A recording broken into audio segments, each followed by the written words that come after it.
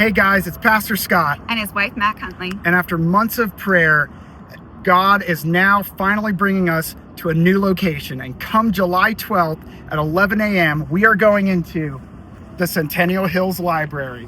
So we want to invite you to Navigation Church starting July 12th at 11 a.m. to come make a difference for God and a difference in our community. We hope to see you there.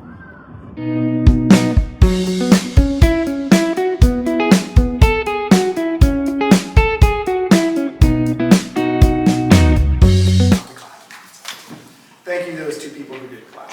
Okay. No, I was just, it is, we are now in full swing of summer. A lot of stuff is happening, like especially with the members class.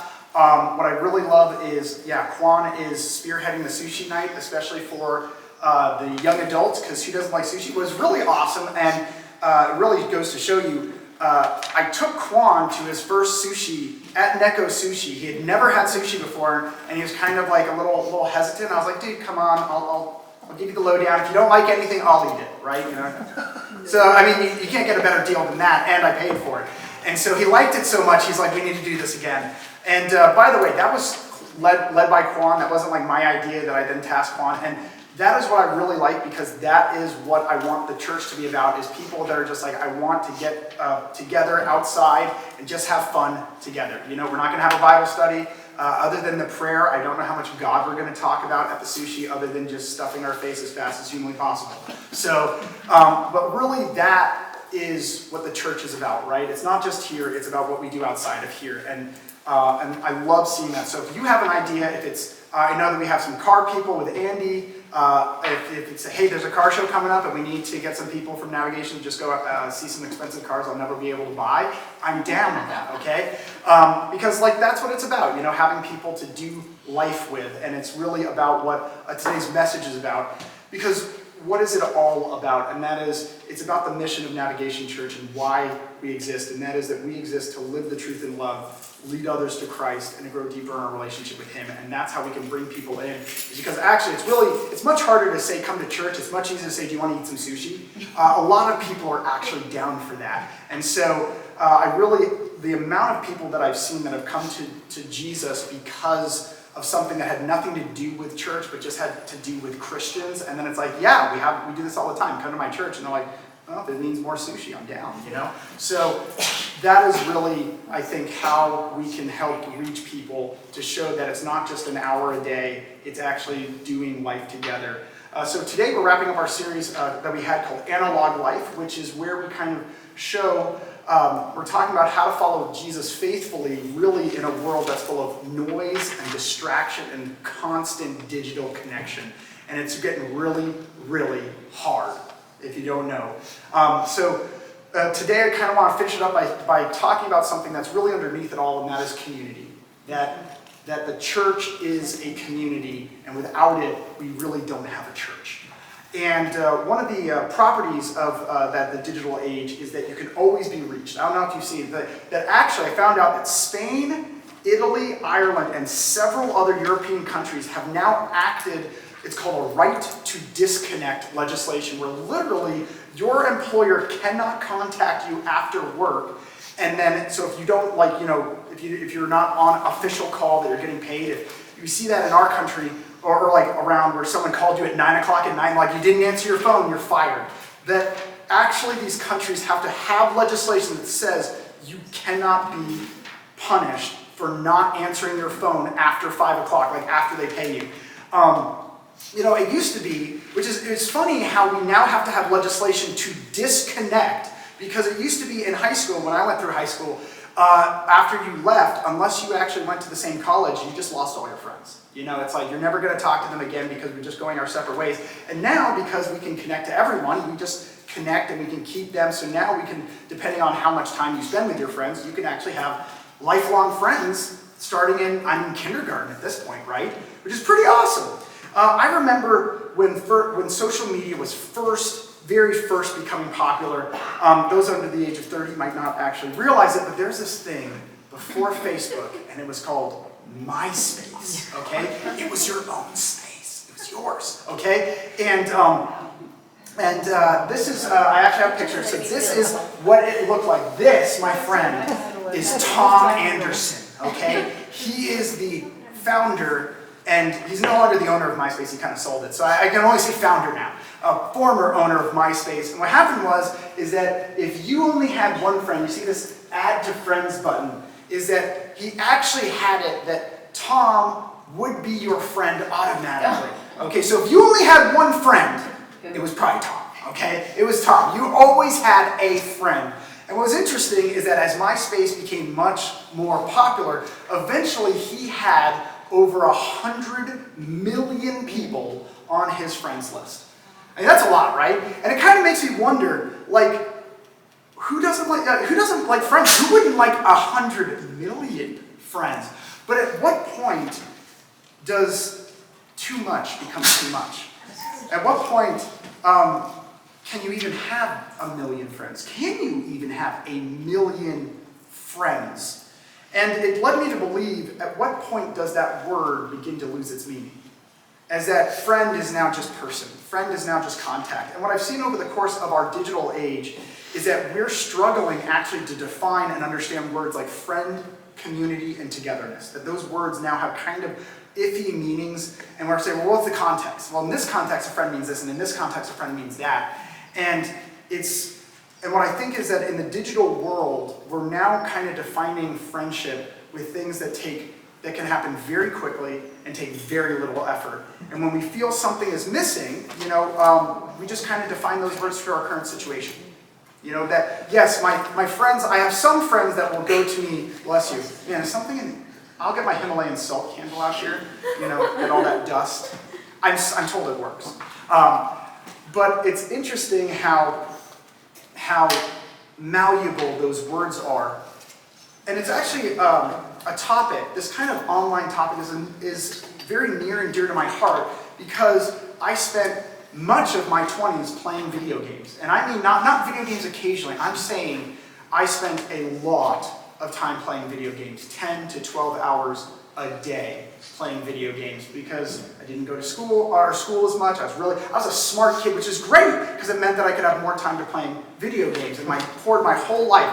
If you want to talk, about online friends, I can give you a very good perspective because if you told me how many friends you had, 100% of my friends would have been online friends. And it started to, and I've seen in online the good, the bad, and the ugly. I can have some stories offline of the things that I have seen online that would make you you wouldn't even believe it, okay? And then in digital spaces, I found that people are struggling much more online. That, in fact, sometimes too much, where they have all these friends and yet they have no connection.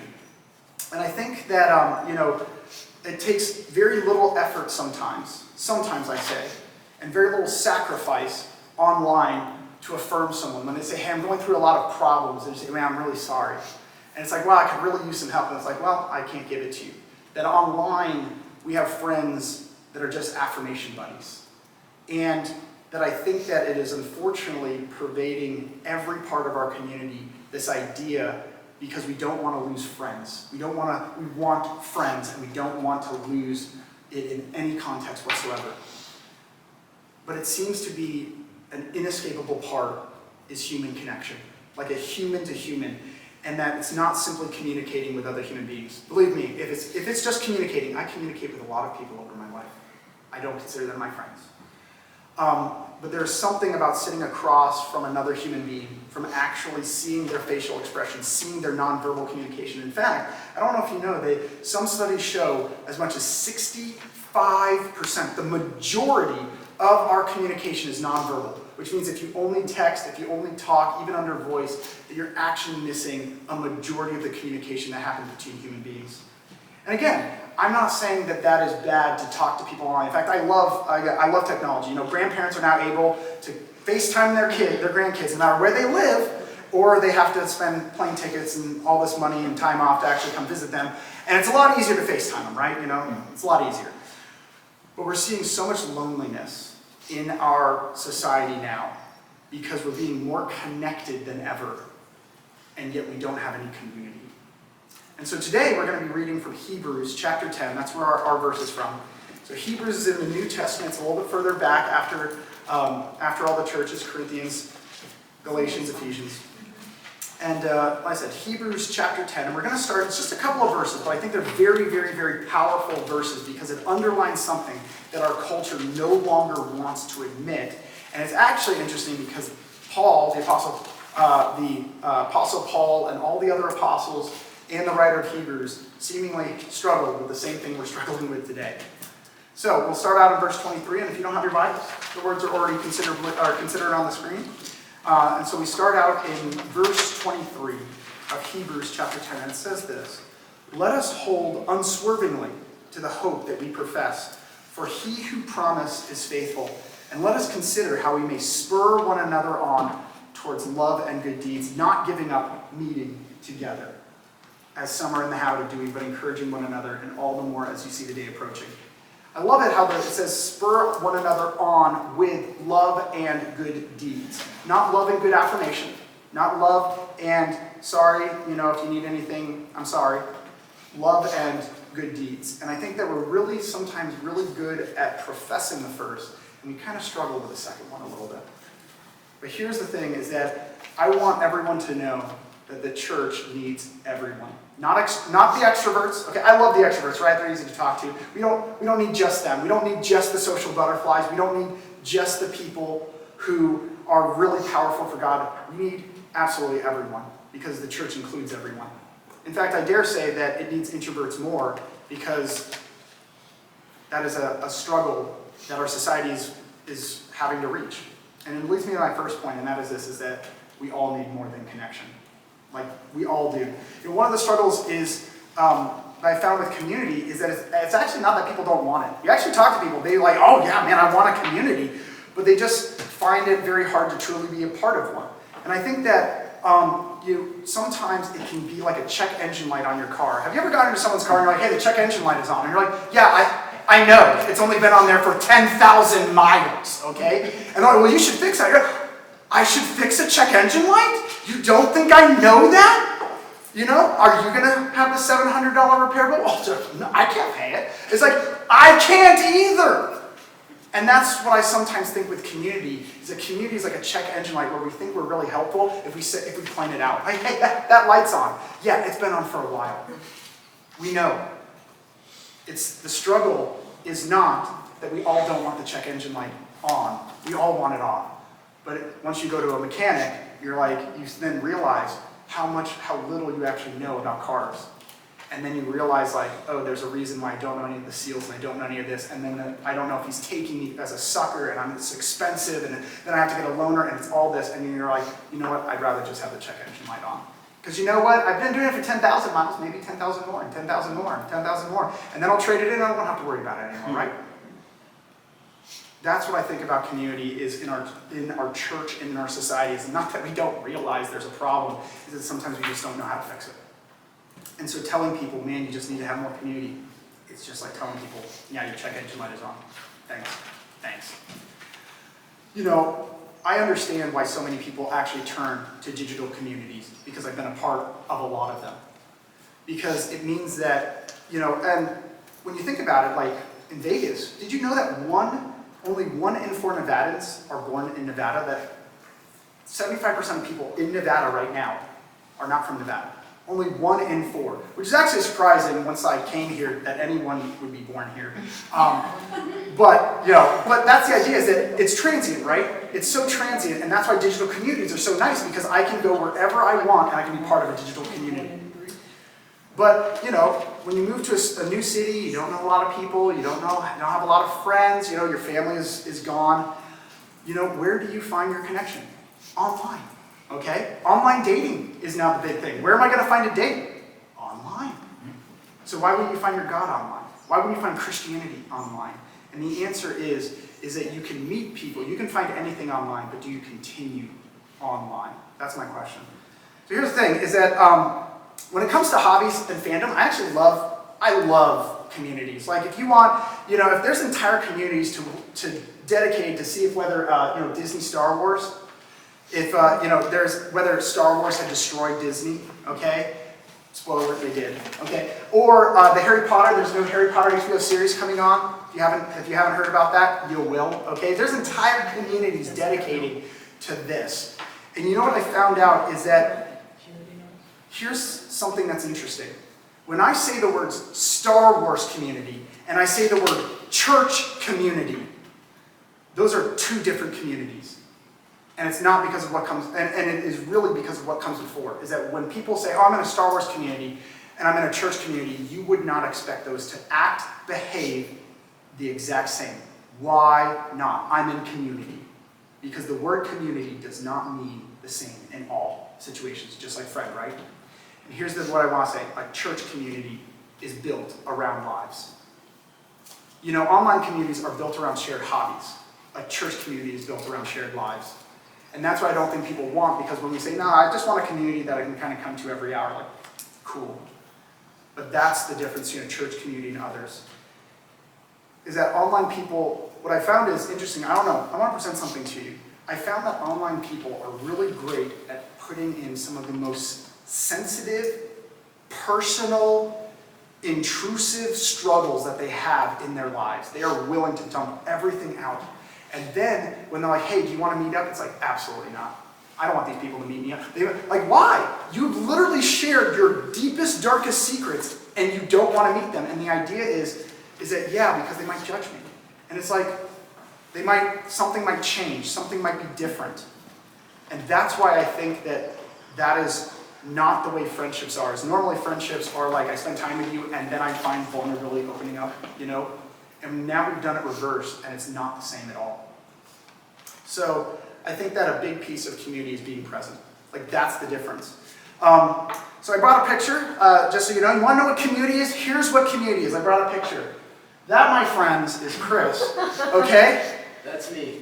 Not that. Brian, yes. Chris, two Chris's. There's multiple Chris's. But when you want to talk about community, okay, and people who come over to your house and are willing to pour concrete for you, okay, that Chris not only shared his time and energy, he was gracious enough to share Sam's time and energy with us as well. Thank you, Chris, okay? That, my friends, is community, is that when someone is willing to come over and pour concrete, that's when you know a connection. And by the way, if any of you need me to pour concrete at your house, just text me. You think I'm kidding? Okay? I know much more about concrete than the average bear now, okay? Mostly what not to do, okay? And Jace also knows much more about what to do. So if you need someone to pour concrete, I highly suggest go to Jace first and then me second, okay? Not to say I won't help, okay? But that's why. Is that Hebrews, you know, Hebrews brings up a big point. Is that church, while I do love sharing hobbies, and by the way, I want to actually point this out. I know it's going a little long. I want to point something out to you. I've spent time talking to so many people, namely everyone in the church, and what amazes me is how much shared stuff we have. Like how many people love Netflix or anime or eating at the same places or enjoying nerd stuff or movies. Like there is actually a ton of us who, if you think that you're alone, I guarantee you there's at least some person, one or two people, even in this small group, that like the exact same things you like. It's actually pretty awesome. And I think that what happens is that we're like, well, I don't know anyone. That's the best part, is you can get to know people. You can get to know people. I want to just say that it's an active command, that good deeds are not just like, hey, I'm going to do a deed and hopefully it's good. Is that it's an active command to do things for other people. And it kind of leads me to my second point, and that's this, is that Christian community requires participation. It requires participation. A lot of people, you know, we have the Golden Knights game coming up tonight, Stanley Cup, and you know what? The Vegas Golden Knights have not asked anything of me. They've asked nothing. I just watch their game, and I cheer, okay? Lucky them. And that's kind of what I think some people think about church, where it's like, hey, you know, like, I'm just a spectator, I'm doing it. Now, I will say, if you're looking to see what the church is about, spectate away. In fact, I highly encourage you, come to the church, find out what it's like, and when you find out something that you like, join. Nothing wrong with that. But I want to say that church, Christian community requires participation. You know? I'd like to share with you a story, why this is so important. I want to share with you a story that I had.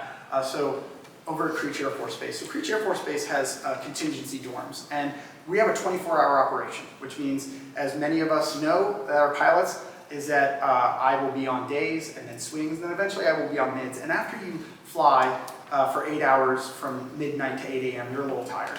So you can get a dorm, you can get a room, and it's wonderful. And I started getting these rooms a lot, and I started meeting with the receptionist, the ladies at the front desk that would hand me my key, write my name down and whatnot. And so eventually I started talking, more about like, hey, how are you doing? Like, how's your day? Like, what's going on in your life? And eventually we started talking about church, where I said, hey, what church do you go to?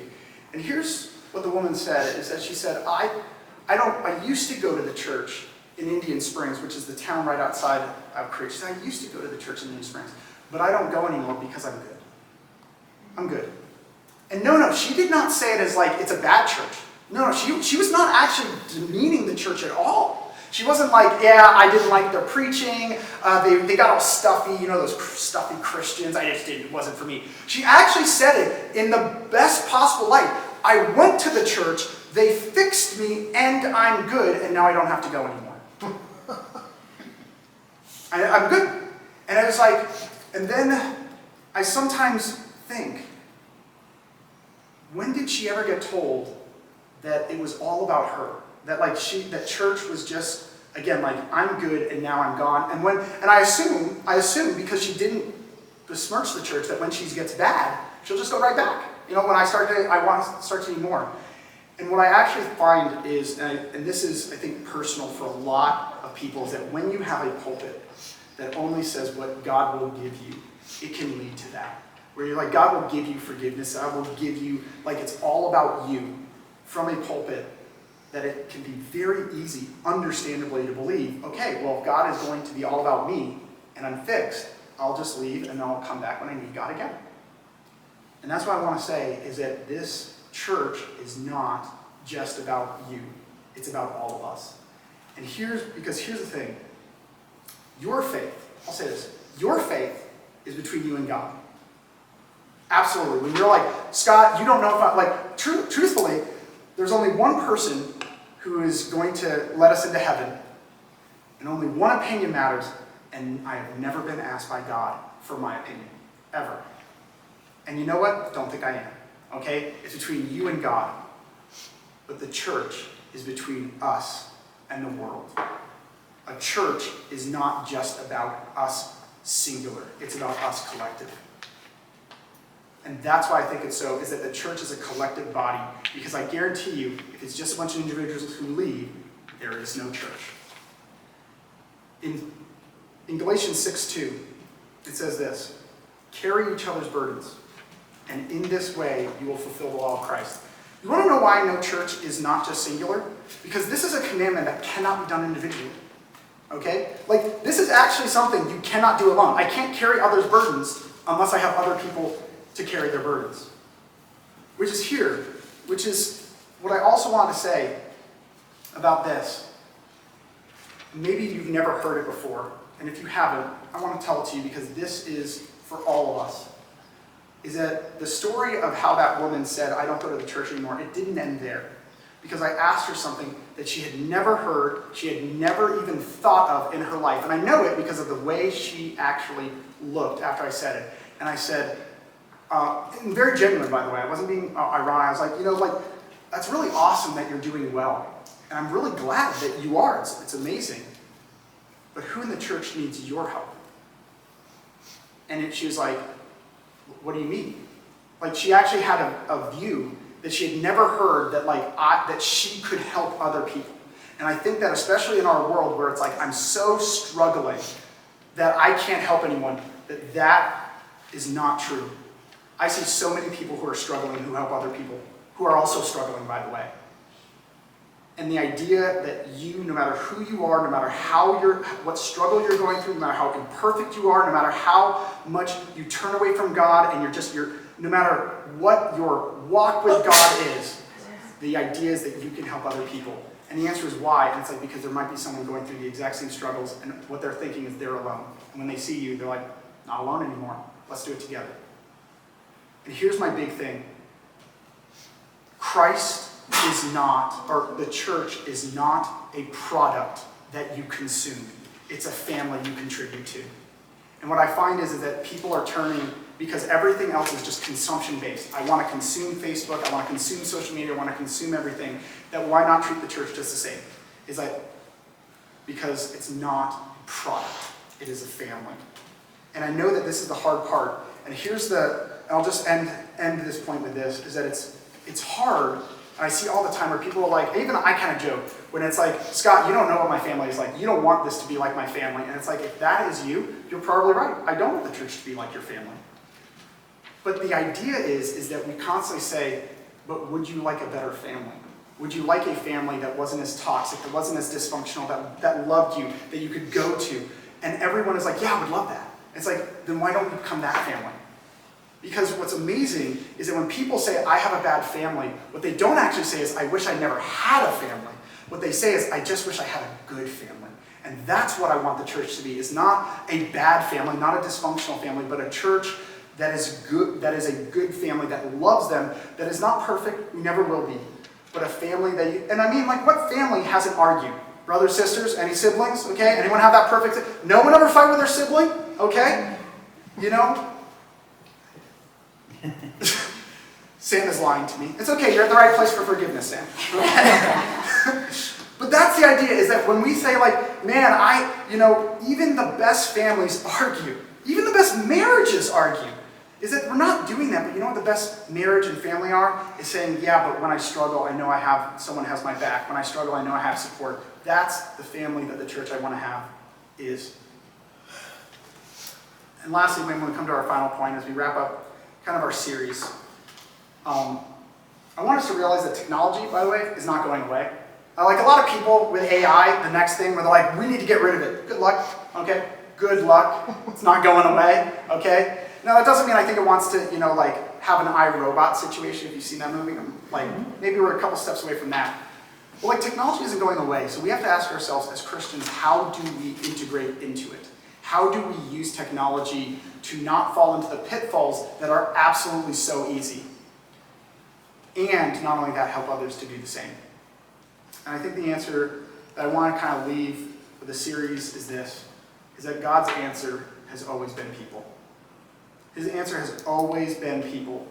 I think something that is true, but we really don't want to admit it a lot of times, people can be difficult, real difficult, okay? I don't know if the most difficult people in the world just got fired from my job and then took the job next to yours, because you always have the people that are like, I was the most frustratingly annoying people in the entire world, and they're like, no, you're not, because I am. Those are my coworkers, so I don't know about that. But the hardest thing to acknowledge is people can be very, very difficult. Especially if you've ever worked a retail job, the two hardest part of the retail jobs are Mariah Carey, All I Want for Christmas Is You, and people, okay? That's hard. But I've actually seen this happen before, where people say, I would love my job if I could just get rid of the people. I think the church would be great if it wasn't for the people, right? And then we wouldn't have a church.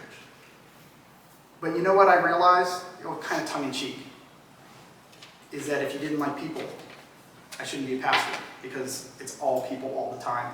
And you know what? I have a God who dealt with a lot more people than I did. That's my one recompense, is that I believe in a God that has to deal with a lot more people than I do. But here's what I would say. We're living in a time that's been unprecedented in human history. I know everyone's like, it's historical. Historical is like the day ends in Y. But no, think about this. We've never had in all of history a time where you could actually have your attention span sucked away for 17 hours a day. It just wasn't possible. You could do your job, but eventually you want to stop your job. We now have a time where we actually now are asking ourselves, what happens when someone never has a bit of silence ever in their life? We never had to ask that. The biggest changes technology has brought in our life is the gradual removal of friction. So actually, that's the biggest thing that I don't know if you've noticed, is that technology removes the friction in our lives. We can kind of see this through Amazon. Don't know if you know, it used to be about 15 years ago, before Amazon was big, Walmart was really hated because they were destroying all the mom and pop stores. And they're like, don't shop at Walmart because grandma has to close down her 3-generation store. And now that we have Amazon, so we just order everything online, right? Here's something that might be crazy to you. Amazon's market cap, as of right today, 2026, is $2.6 trillion. Walmart, the conglomerate that dominated the 90s, dominated the zeros, is only $960 billion, 40% of Amazon. That in 10 years, in about 15 years, Amazon has now overtaken by over 2 times the leading retail. It's that much. And you think about that, like, I mean, how many more frictions? We don't even have to like go out for food, right? Uber Eats, you know? Love that. I can just go pay $21 for a $3.75 latte, okay? And it'll get hot if I don't pay the extra dollar for the express shipping, because I'll be the last one to get my food. But here's my question to you. As we remove friction, is there any surprise why this is now in the news? Sir? AI girlfriend trend explained. Women are now dating AI boyfriends. What that says about modern dating. AI girlfriends are going mainstream. Here's why. Is it any reason why now our AI relationships are upon us? Because we actually found out, you know, we can discuss in the dating world, like who has it harder, men, women, answer both, okay? We all have it harder. But what's interesting is that in the article that was the AI girlfriends are going mainstream, one of the reasons was literally this. It says the experience feels effortless, and that's the hook. You know, we finally effectively said people are so bad, I can just remove them completely. But here's the idea. Why does it bother us? Because the complaint is realness, right? Like, an AI girlfriend is not real, an AI boyfriend is not real. And it's like, so it can only simulate human likeness. And the idea, of course, is, at least for these people, is they said, yes, but there's a cost, right? There's a cost to being real. There's a cost to dealing with people. And there's benefits, and the benefits are now just outweighing the costs.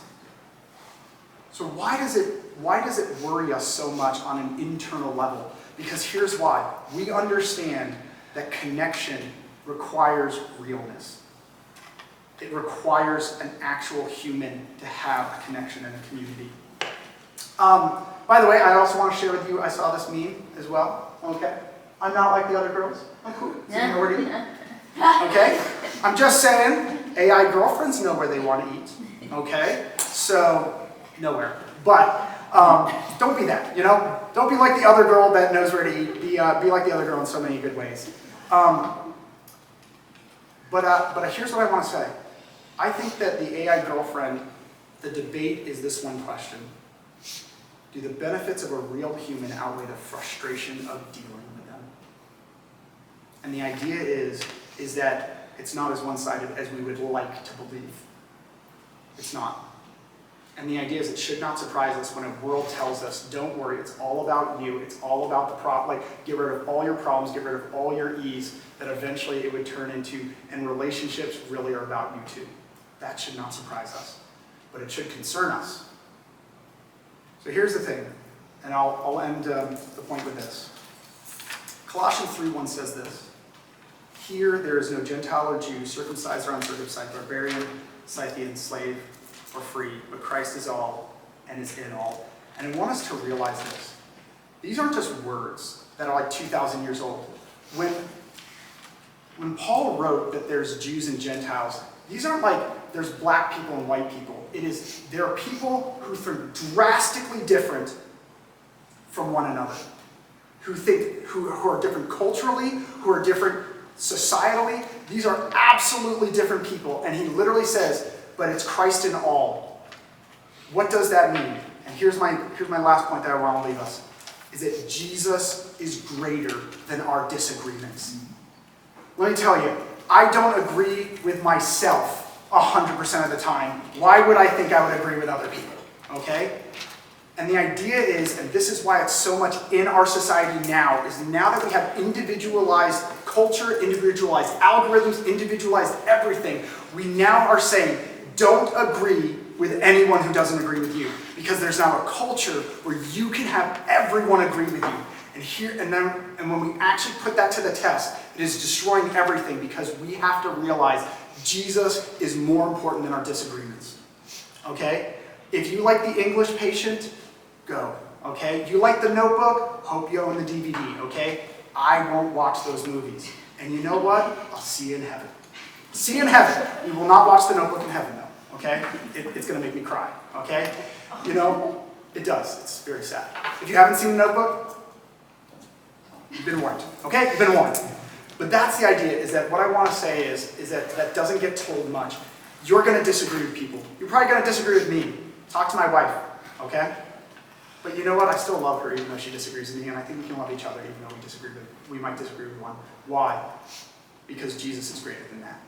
So, as we close today, I just want to leave you with 3 quick questions. Here's the first one. Where have you settled for connection instead of community? I think that, I think the digital world gives us countless opportunities to connect with people on hobbies, and do it. Like, I'm actually a fan. Like, if you have a hobby, go find people with that hobby. Like, amazing. You know, find everyone, and I hope it makes you more passionate, and I hope it finds your answers, and you do bigger and better things. But my question is, do you actually have human connection and human community with them? And if not, are you confusing one with the other? That's my question. Here's number 2. Are you contributing to a Christian community or only consuming it? Look, I should say this, I always say things with love, because I'm not here to make people feel bad per se. Because if I was in the wrong, like there have been times, there have been times where I have had my uniform out of regs, and someone has to come up to me and say, hey, your patch is on the wrong side. Because I put my patches on the wrong because it was a new flight suit. And I don't get offended that people were trying to make me be better. I don't get offended that you're like, well, you know, I outrank you, so you should shut up. I don't do that. I say thank you because I want to be better. And they're noticing something that I'm not. And I'm thankful for that they actually had the courage and love to come get me. And that's why I'm saying, would you like the same with your Christian community? Or are you just wanting a church that just says, I want the forgiveness, I want the love, and then I want to get on with my time because an hour and a half is just way too much of my week to spend on God? And if that is, I want you to know that you're needed here. Not just wanted. I don't want to say want. Oh, I want you. I want everyone. No. I need you here. Because I need people who have problems. Because you know what I have? Problems. I need people who have struggles. You know why? Because I have struggles. I need people who are looking at their lives and saying, I need a person to go with me on that. Because I need the same thing. And I need you to know how needed you are. And it requires your participation. That this is not the Scott Huntley show. It never was, and it never will be. What it is it's the Jesus Christ show that loves me and loves you and loves everyone. That's what this is. We need you. And lastly, who is God calling you to love even when it's difficult? You want to know the hardest part is that I don't think that, when you're older, you have experience in your life, you don't realize that the actions that you did actually have sometimes consequences years down the road. I'll just end with this one quick story. There was a guy who I was a captain with. We were talking 10 years ago. He was in the unit, and he's a jerk. I don't like him. He's selfish. He looks down on people who aren't there, who don't like him. He just doesn't want to involve himself. It's just all about him. And when he came to the squadron, it was all about how this was beneath him, and he just wanted to leave. And I just loved him. I just loved him. I didn't say you're in the wrong. I just said, everyone talked bad behind his back, and I just loved him. And today, we have a very good relationship. He greets me in the unit. He's like, hey, Scott, how you doing? I'm like, doing great. How are you, man? And what I realized is that one day he came up, and he said, he couldn't immediately admit, because again, he's working through, he's like, hey, I'm really thankful, Scott. And I'm like, but why? He's like, I'm really thankful for your happiness because it really it affects me, and I just want to say thank you. And I realized that if I had just written him off because he was a difficult person, I wouldn't have shown him any love, and it wouldn't have happened 5 years down the line. And I've seen that happen. 5 days ago, I met a guy who went to our Bible study over a year ago, and life is hard, and he fell out of the Bible study because he had to go to Washington for a few months, and he came back and just wasn't having it. And I just kept on encouraging him. And 5 days ago, I met him in the hall, and I asked him about his life, and he said, "Thank you, Scott, because you remind me that there are good people in the world." And I mean, like, great that I'm a good person, but I'm not a good person. I'm just a person that was loved by Jesus, and Jesus said, keep loving others no matter what. And that's all I did, was I just showed him love when everyone else had written him off. And I think that we all have the same thing. Who do you need to love, even though they're very, very difficult? Because I'll be honest, you want to know who was a very difficult person to love? Me.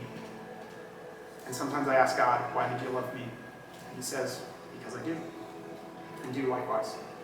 Let's pray. Dear Heavenly Father, Lord, I thank you for what you've done. I thank you for loving me despite the fact that I've been many times running away, despite the fact that I've been arguing and I struggle because I don't like it that it's not about me, and I don't like it that it's not happening the way I want it and the way I want it, Lord. And I thank you for just loving me until I find that you had been there all along, and you were right all along. Thank you for loving me, though I was very difficult, so I could love others who are sane and see me in them and see your hope in them as well. Lord, I just ask that as we close up this series, that we realize that we're a part of something more, that we have beauty to offer others, and it's not because we're perfect. It's actually because we're imperfect, and we can show other people you. Lord, I just thank you for all that you've done, all that you will do, and all that you're doing. I ask this in your name. Amen.